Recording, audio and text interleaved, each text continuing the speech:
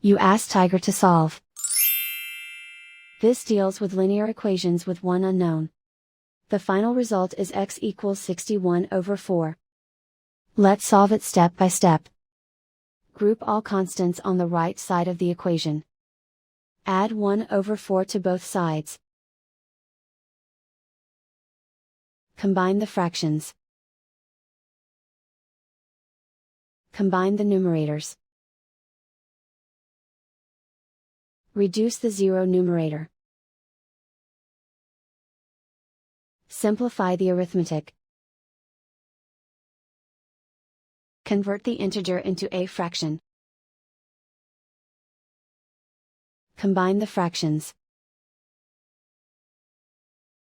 Combine the numerators.